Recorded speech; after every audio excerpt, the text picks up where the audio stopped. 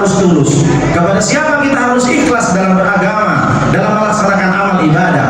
Maka dijawab oleh Rasulullah, pertama lillahi ta'ala, kepada Allah. Yang kedua wali kitabihi, kepada Al-Quran. Dan yang ketiga wali rasulihi, kepada Rasul Allah. Dan yang keempat wali ammatil muslimin, kepada pemimpinmu yang umat Islam. Dan yang terakhir wa ammatihim, kepada orang banyak. Beragama harus ikhlas, harus tulus.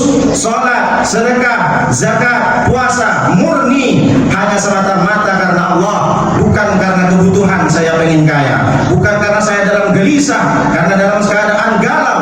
Wa ma khalaqtul jinna wal insa illa liya'budun.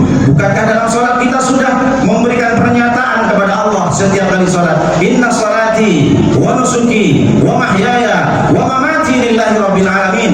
Kita sudah berkali-kali menyatakan bahwa salatku ya Allah, ibadahku semuanya ya Allah, hidupku ya Allah, matiku ya Allah, lillahi rabbil alamin, adalah untuk Allah. Maka kita jangan bangga dengan salat, karena sesungguhnya salat yang kita kerjakan, zakat yang miliaran, sedekah yang jutaan, triliunan, semuanya semata-mata karena Allah. Karena kita hidup di dunia bukan sesuai dengan selera kita. Hidup di dunia adalah sesuai selera Allah, sesuai selera Rasulullah. Yang kedua, untuk kitab Allah, jangan sampai kita hidup dunia tidak mengikuti koridor aturan Al-Quran. Bagaimana caranya ad-dinun nasihat li kitabihi?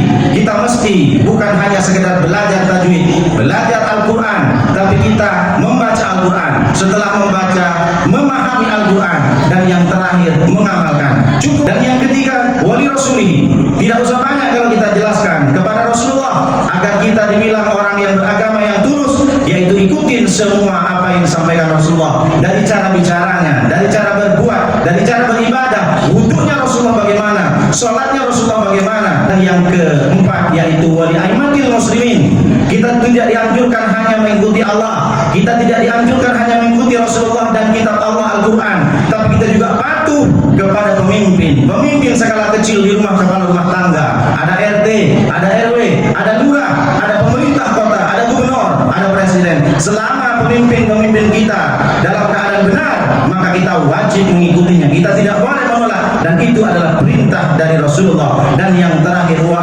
ammatihim, kita harus tahu ikhlas beragama. Kita tidak hanya asik nak beribadah, tapi sosial tidak ada. La yu'minu ahadukum hatta yuhibba lihi ma yuhibbu li nafsi. Tidak dikatakan orang beriman kalau dia masih belum mencintai saudaranya sebagaimana dia mencintai kepada dirinya. Kalau nengok kawan, tetangga kita sakit, kita juga ikut sedih. Bukan sebaliknya kita senang. Ada orang meninggal, kecelakaan, justru kita senang.